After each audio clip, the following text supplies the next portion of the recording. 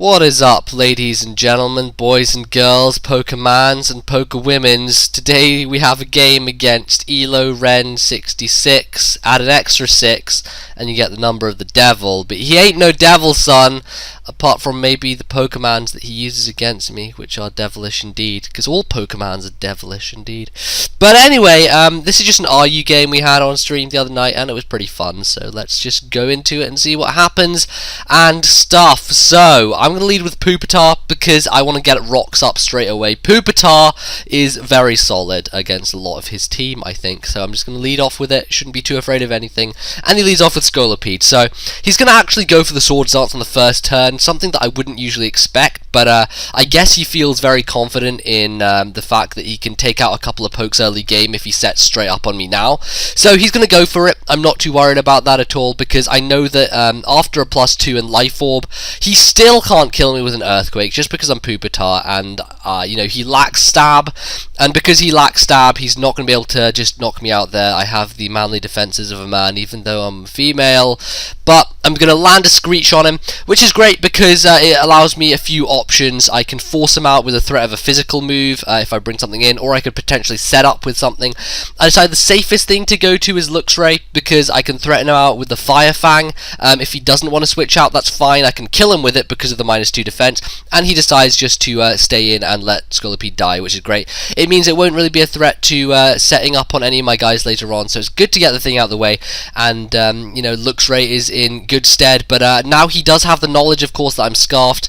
I don't think Luxray would normally outspeed Scolipede. I'm not quite sure how fast Scolipede is. I think it's pretty fast, so he does know that I'm Scarfed now, which is why he's going to go to Aggron to dodge, well, not to dodge, but to, you know, avoid any hit that I would do, because I'm not going to Fire Fang and Aggron, obviously.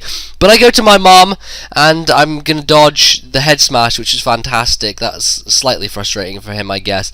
And he's going to be forced out into his Musharna, obviously, because of the threat of the Will-O-Wisp. I don't want to over-predict. I would like to get a Will-O-Wisp landed on the Aggron, but unfortunately, he does predict that very nicely. Musharna is going to synchronize it back over to me, but thankfully, I'm not really going to be relying on physical attack too much, so because I'm a Calm Mind Will-O-Wisp set, it allows me to, you know, if I sink over a burn to myself, it doesn't matter because I am using special attack as opposed to physical and stuff. So it turns out we both have Calm Mind, so we're going to have a little bit of a mini Calm Mind thing going on here. Not too much to be thinking about. It's the only issue is that he can't really do too much damage to me, whereas I have Hex on this set, and Hex is a very nice move to utilize with Will-O-Wisp. So I'm going to go for the Hex after a +1, and he does live it with a smidgen. He manages to get off the rest, and I just notice at this point, wait a second, he doesn't have lefties. What does that mean? He's running Resto Chesto Musharna, so ow, that kind of hurts me a lot. It's going to be a pain to take this thing out if I don't stop it Calm Minding. So what my plan is just to throw another Will-O-Wisp onto it. Hopefully, if that lands, then I'm going to just be able to keep hexing him, and hopefully, you know, I'm doing a lot more damage, even when we were both at neutral, not neutral, but we were both at +1, so on an equal footing, he's doing that much with a stored power, and I'm doing a really hefty chunk with a Hex. So with burn damage racking up, with Hex damage racking up, and with the little damage he's doing to me, I should be able to stall him out to the point to where I can either revenge kill him, or I'll just bring him down to a range at which he can rest, and at that point, obviously, he'll be asleep, so I can bring in a physical attacker to take him out. So it won't be too much of an issue there, because he'll have to sleep for 2 turns. So we're both going to try going for a bit more Calm Mind in action here, and I believe we're both at +2 now, so the situation is still as even as it was before. And at this point, I don't want to be bumping my my moves up, my special defense up anymore, or my special attack for that matter, so I'm just going to go for the Hex straight out, and it does a huge amount. A really, really nice chunk to this Musharna. And stored power isn't going to take me down, but it's going to take me low to the point at which after next turn both of us will die. I'll die from burn next turn, he will die most likely from the Hex, so we're both gonna, it's going to be a double down. But you know, I guess it was worth it, because this Musharna would really have given me trouble if I let it survive for the rest of the game, so it's good to get the thing out of the way.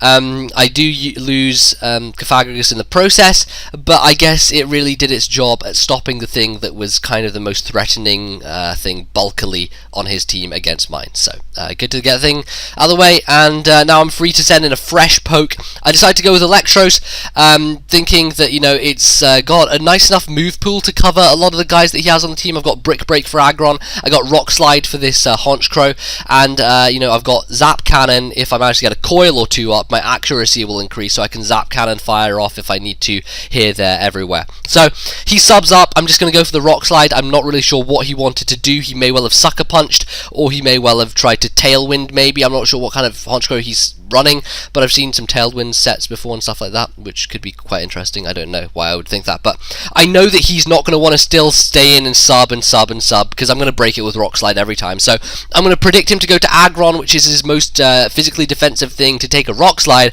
and therefore I'm going to go for a Brick Break on his Switch, which is beautiful because it brings him down to the range at which I can kill him with another one. The unfortunate thing, however, is that I think that I'm faster than Aggron, and so because of that, I'm going to set up a coil, thinking that I'll be able to live the head smash after the defense bump, and then on the following turn, with that amount that I've lived with, I'll be able to kill him with a Brick Break, and then be able to do something else, I guess. I think the safest thing to go for would probably just to be killing him off with a Brick Break, but I felt like the need to set up was there, so I tried to do it. Didn't work out because of course he's going to outspeed me, kill me with a head smash and ice punch combination, and now he is at a very small range after Life Orb, so I'm going to be able to come in with Luxray, revenge him with the crunch, and Aggron's going to go down. So this leaves me in a slightly exposed position. If he has something that can set up on a Luxray, such as this Ampharos, then it's not going to be too pretty if he manages to land those Focus Blasts on me. So I'm going to crunch him here.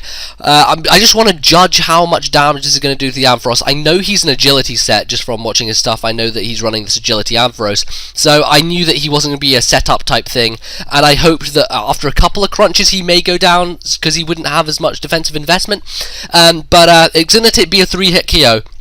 Fortunately for me, however, he is going to be able to miss the first Focus Blast. He's going to smack that Focus Miss down on me, and it's going to allow me, I guess, to kill him here. A Focus Blast at normal after an Agility, I'm not sure how much it does, I can't quite remember. I think it's going to do over half, so it does matter. I mean, the first one missing does matter, but then again, you know, running Focus Blast is stuff that misses and stuff anyway, so whatever. It's life, it happens, Focus Blast misses, and yeah, whatever, it misses. But he's going to bring in Honchkrow here. It's an easy kill for him with a Night Slash, a Sucker Punch or whatever. I guess Night Slash was the safer play, because I could have potentially switched Lucario out, used him as Guts, used later maybe. I don't know, I'm paralyzed, I probably wouldn't be able to live anything or outspeed anything. I did have Guts from the paralysis, but it wouldn't really have served me any purpose. So I'm just going to leave him in to die. So at this point I'm getting kind of scared, because I know that this Honchkrow with the +1 from Moxie can probably take out my Sharpedo with a Sucker Punch. So what I'm going to do is I'm going to sub, predicting him to go for just a physical move, a Brave Bird, maybe just trying to take me out. But unfortunately for me, he's going to predict that also, that or he predicts the Protect and therefore goes for the sub of his own. So now we're both behind subs, and this is going to be kind of difficult because I'm going to have to use a bit of mind games to be able to get around this Honchkrow, get around Sucker Punch, and hopefully make the right moves on the right turns to make sure he doesn't have a sub up and to make sure he doesn't kill me when I don't have one up. So this is pretty easy here. I'm just going to go for the Waterfall as he goes for the Night Slash. At this turn he has +1 attack, and I'm not sure whether Sucker Punch will kill me or not. I know I resist it, sure, but Sharpedo's defenses are about as paper thin as like a piece of wind. Like, it doesn't even exist, the defenses essentially.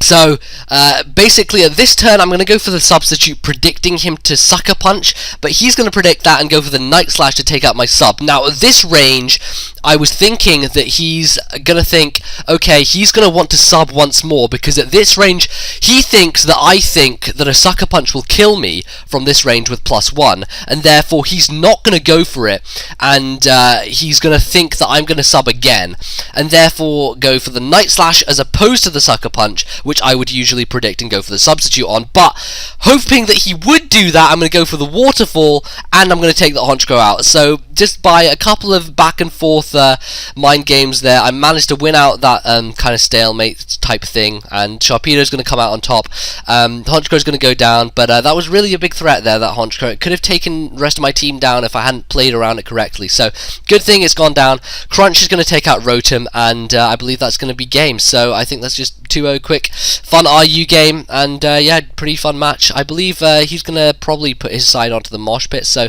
if you want to check that out, that might even be up today. I'm not sure if it's up today or not. It may be up tomorrow, one of these days. It'll be up soon. So if you did enjoy, then you can leave this video a like and stuff, and comment if you would so wish to. You can check out my latest video by clicking the link on the screen right now, or you can go to check out my social links at Twitter, Facebook, and Tumblr.coms respectively, and I will see you guys on tomorrow probably with another video. So thanks for watching, I'll see you guys soon, bye.